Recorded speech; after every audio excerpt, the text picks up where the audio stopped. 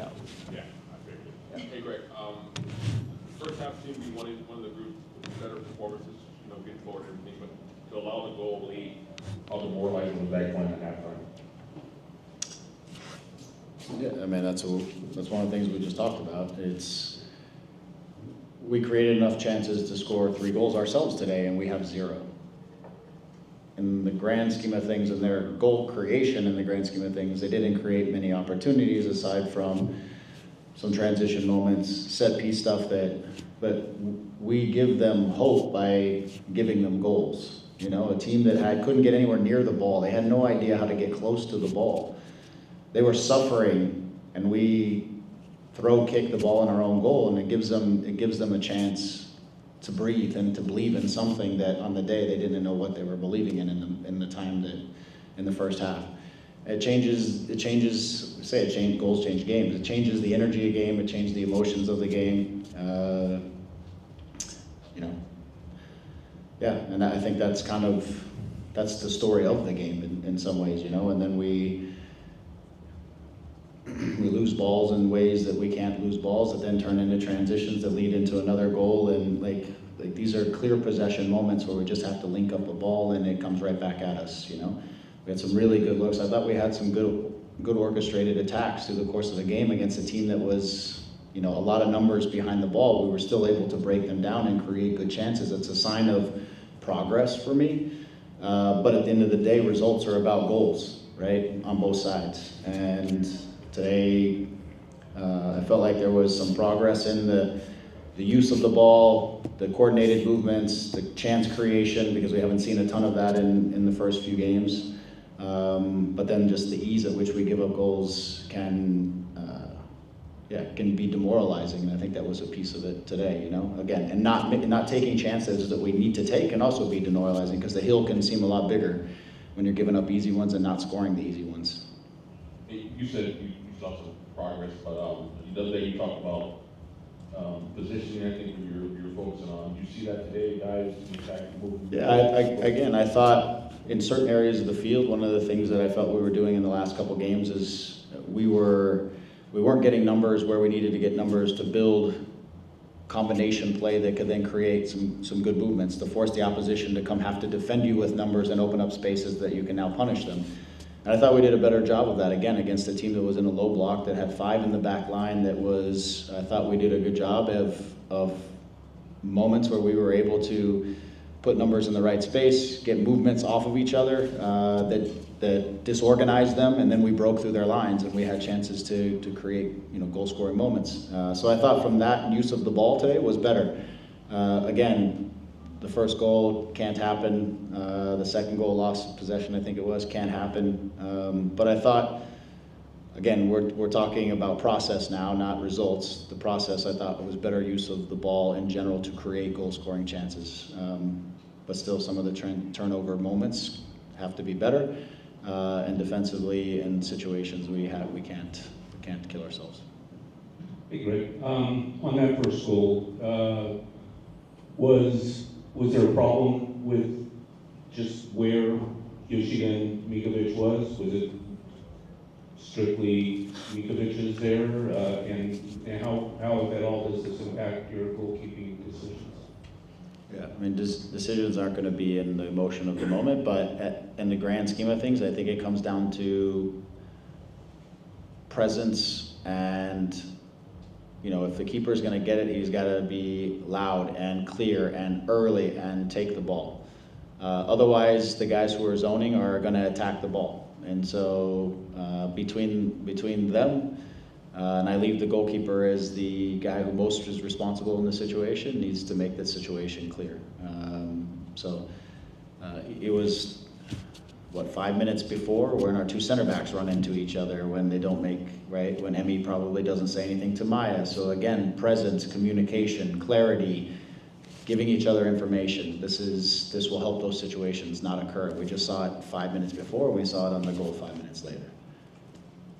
Is Mikovic, do you have any concerns about his confidence? Yeah, I mean, yes and no.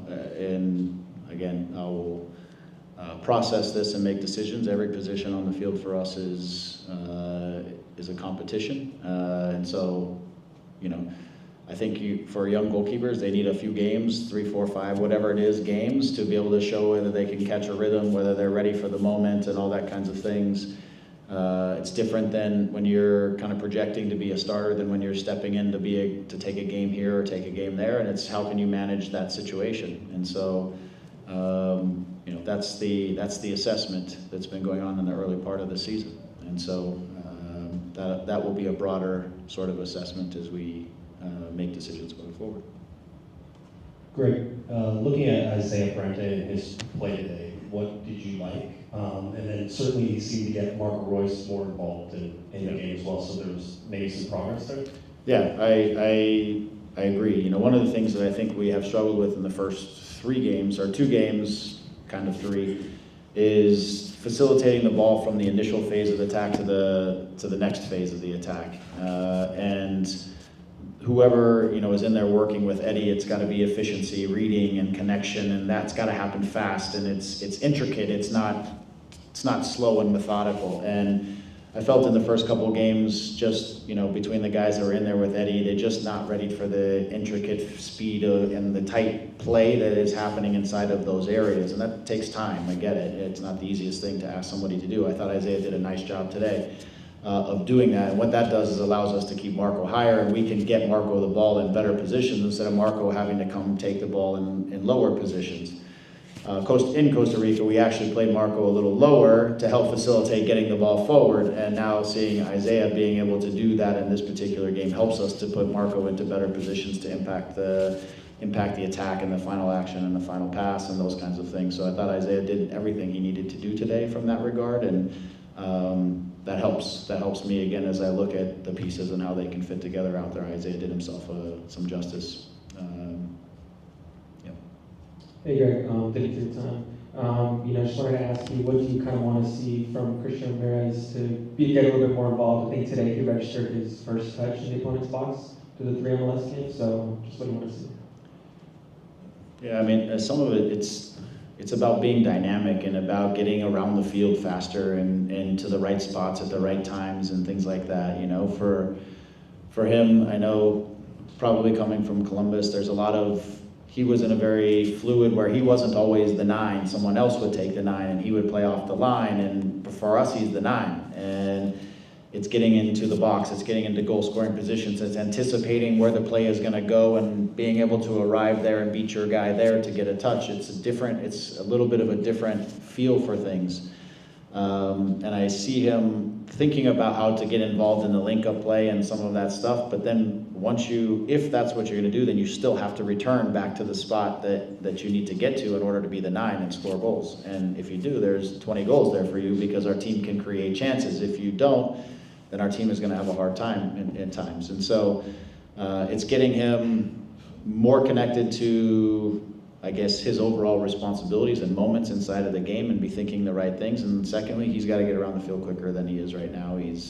For me, it's got to be faster because the spaces, based on the amount of possession we have, the spaces that we have are not big and they're not wide open. They're pretty tight and intricate, like I said, almost like the similar, and you got to show up at the right time in the right space to get your moment, or else the moment is gone quickly. Go ahead, Rob. Hey, Greg, thanks so much for your time. The team created a couple of chances there in the first half. What do you think led to that success, and why do you think they found themselves in the second half not being able to replicate that? Thank you. Yeah, again, a lot of it for us is it's about timing, and it's about again, coordinated movements and timing. Look, at the moment Gabe is probably the one guy who can, on his own, one-on-one, do something that eliminates a player and creates his own sort of situation. A lot of the other players, Marco can slip through spaces, but it's through timing and connection and combination play and things like that. It's not through the individual action, right? And whereas I don't want to keep taking steps back to last year, but last year we had 3-4 guys in the final action who could create a time edge on their own, right? Either through speed or through one-on-one play or through, Ricky's doing some of the things that he does from zone, 3 to 4, things like that. So for us, it has really come, the margins are thin in terms of being able to turn an action from a possession into a real attack, and that turns into a real chance, because it becomes really precise about the timing. And I felt like we were much better at those things today than we have been in the previous. The timing of movement, the coordination of movement, right? 2 and 3 guys working off of each other to unbalance the opposition and get to the space behind them was much better through stretches of the day. I mean, Gabriel's chance in the second half is a good example of, again, some fluid play that gets squared back at the top, and he misses something I know he would like to have back, because that's something he usually puts in the bank. So that's another example. But I felt like the coordination of our movement, the timing, all of that was a little more fluid and a little smoother, and we weren't having to slow down all the time. The rhythm kept up and the tempo kept up, and that's how you turn a possession into an attack, once you change speeds and you start to maintain that speed. And I thought we were better in that in times, but we didn't execute in the final action, and that's ultimately what puts the stamp on any of those movements, right, is putting it in the back of the net. And final question was Andrew. Hi, Greg. Isaiah Parente, Hubbard Miller, both getting your first MLS starts today. You already mentioned how Parente did well in this game. But Hubbard Miller, what did you see from him? And how do you feel like he can help this team this period without making him on it? Again, I thought he had another very solid game. I thought, he's doing a lot today because he's defending low and he's attacking pretty high, because we're trying to open up space to get Gabe into the pockets, because they were playing a 5 and yada yada, the tactical stuff. But he's doing a ton of physical work, which is not easy to do, especially as a young man. And I think he's competed on both sides of the ball. He's been quite clean in most of his possession moments, and he's shown a little bit of flair in the attacking end here or there with some quick combinations and some good balls. It's being able to not let the moment overtake you, but to be able to manage the moment. And for a young player, he's managed 2 very interesting moments for him as a young guy, and still showed not just the ability to survive on the day, but some character to actually make some things happen, and I think he did that in both games. So I have to give him a lot of credit for how he's handled the situation. And if he can do that, it helps us to think about maybe other things with Mickey as well, because Mickey's a super flexible, versatile player, and it makes me think about a lot of things. It's 2 games, so I'm not getting ahead of myself, but he's a guy who can help us. And also Mauricio, who we haven't even really seen much this year, but we have an interesting set of right backs right now, and the question is getting them all healthy and figuring out, like I said, Mickey's versatile. I can use Mickey in a lot of different ways as well. And one last question on Zoom, so if you go ahead. Been a lot of turnover in the team, and you also have 2 injuries to 2 very important players. Did you have a timeline on when you felt that everything would kind of start gelling together? Was that something that you had discussed? Discussed with the team, or discussed with internally, or discussed with whom?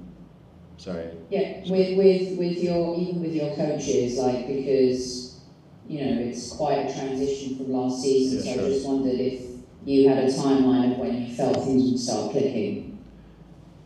No, I wish I had a timeline, but I think the key is we got to get Joe healthy. We got to get him back. I mean, he literally has been out since the first week of preseason, so it's getting him back. I know he's chomping at the bit, but it's getting him back in a way that he's fit, he's healthy, and then we don't have to play this type of a scenario later on in the season or at any point in the season. Is try to get him back in the right way. Mickey will be pretty quick. I mean, he'll be pushing it for Wednesday. We'll see. Should be ready for sure by the weekend based on things. So those guys should be coming around pretty quick. Nasi, who we still don't know how exactly he can help our team, because we just haven't seen him that much, but that's another piece that's still to be determined, and how his qualities can help impact our team. So I think as we start to get healthy and I start to see guys again, I have some clear ideas on what I think this team can look like on the field and who can play in what positions now, as I look at some of the new guys and some of the guys that we have that are integrating. Obviously Lucas going out, I do believe in Lucas's upside. I just think he's adapting to our league, and he's going to be fine. So we have some pieces, but we've got to get these guys together in terms of on the field and doing the things that now I feel pretty comfortable and confident in what I want to do with the group. It's now just a matter of getting everybody together and get going. And I wish I could give you a timeline, but it's going to be a few weeks before we start to see everybody really back. Thank you for your time, guys. Thank you. Thank you.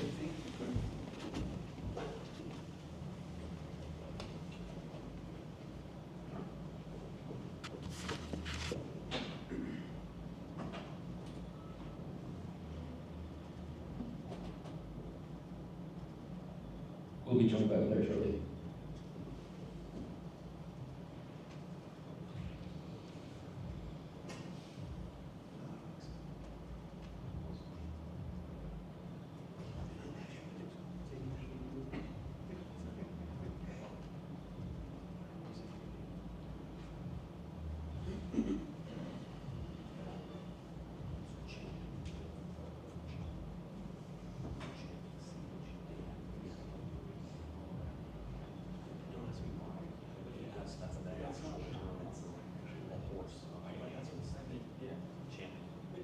Champing. Champing spelled chomping. Yes. That's what daylight saving does to us. We get all loopy in here. I feel loopy. Next up, we'll be joined by LA Galaxy defender Harvey Miller.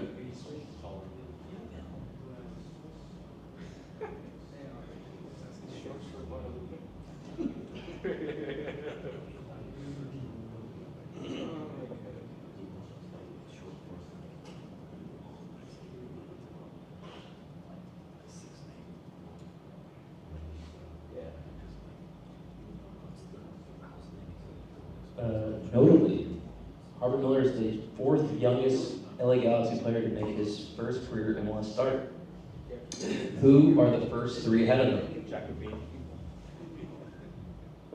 Okay. The guy who scored a goal that was really young. Jaime Gurriel? No. Was it Efrain? Yeah, I was gonna say, I thought it was. And there's one more player ahead. In your recent memory, Ruben Ramos?